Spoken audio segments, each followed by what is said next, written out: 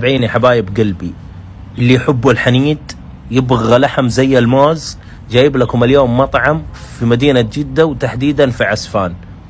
اسم المطعم جوهرة الوليد. ما تقدر تروح له الصراحة إلا باللوكيشن.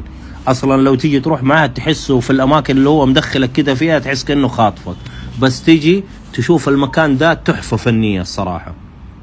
المكان طبعا جايكم على تبة جبل، وحاطين لكم جلسات أرضية، وحاطين لكم شاشة، يعني اللي عنده كورة وكاس العالم ما شاء الله كلها بتبث من عندهم، يعني تيجي تاكل وما راح يفوتك لا كورة ولا شيء زي ما انتم شايفين.